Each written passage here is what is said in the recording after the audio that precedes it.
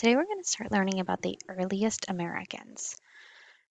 We're going to start here with Chapter 1, Beringia, the land bridge. While we read, I want you to be thinking about the big question, what was Beringia? You should be able to answer that by the time we're done with this chapter. Some vocabulary that you need to know is the Ice Age was a period in Earth's history where huge sheets of ice covered large parts of Earth's surface. A land bridge is a small strip of land that connects two large land masses. In this case, we're talking about a land bridge that connects North America and Asia. And ice sheets are very thick pieces of ice that covers, a very thick piece of ice that covers a large area of land for an extended period of time. Ancient hunters. More than 15,000 years ago, huge sheets of ice covered much of Canada and the northern United States. In some places, the ice was thousands of feet thick. Scientists call this time the Ice Age. Much of the world's water was frozen into ice. There was less water in the oceans than there is today. Some lands that are now underwater were dry. That's why dry land once connected Asia to North America. During the Ice Age, this dry land formed an area that scientists today call Beringia, or the land bridge. Although there were no sheets of ice on Beringia, the weather was very cold. At that time, no one in the world knew how to farm. Even if they had known how, it was too cold in Beringia to raise anything. Only tiny plants grew there. There were no towns, no stores, and no government, just a vast, cold wilderness. As you can see in the picture over here, it says during the Ice Age, much of the world's water was frozen into ice and weather was very cold. The ice sheets shown on the map were the two main ice sheets that once covered large areas of North America. You can see one here, which covers most of Canada and Greenland. And then there's another one over here that covers some of Canada and up into Alaska.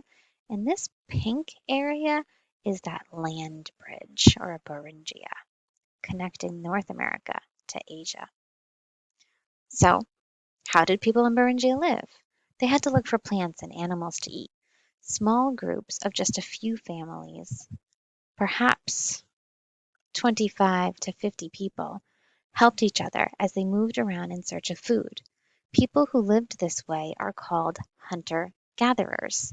Again, those are small groups of people who feed themselves by hunting animals and gathering plants. While the women and children of the Ice Age looked for plants and berries, the men and older boys hunted.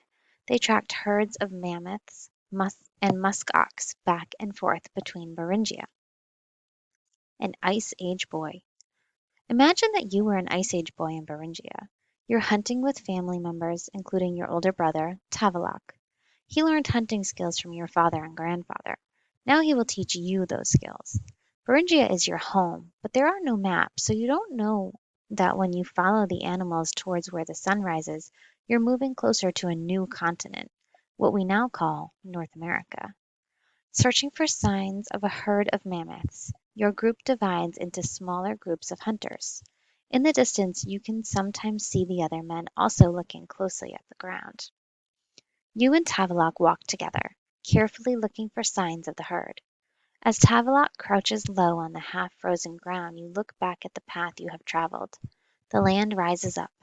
The edge of the land and sky is lost in the snow and ice. Tavalak points to the ground. See those footprints, he says. We are going the right way. The herd has been following the wind. If you look at this picture here, it says, hunters shaped stones into sharp points that they attached to the end of spear poles. And see, that's what they're holding in their hands here. You're carrying hunting tools. The snow is deep, and you are tired from carrying your supplies on your back. It has been such a long journey. You've never been away from your mother and sister for so long. The other women and girls have stayed behind, gathering plants and berries for everyone to eat. You trust Tavalak and want to learn from him. He knows how to read the sky. He can spot the animals' tracks and other signs of their presence. He knows where the land dips and turns. He knows where the ice ends and where the land turns to stone and dirt. He knows where to find plants. After the group manages to kill one of the mammoths in the herd, Tavilock will guide you back to find the women and children so they can eat too. Our shelter is this way, says Tavilock. Come along now, little brother. You hurry to keep up. Tavilock is already disappearing into the snow. After a while you come to the place Tavilock remembers. Your legs are stiff and your stomach is empty. You turn and follow the rock-filled river. Then Tavilock spots other members of the group. They have already built a fire. Soon all members of the group are back together. Because you're so far north, the light is dim, but it's not dark. It will get darker during the night. You eat the strips of dried meat you find in your bag.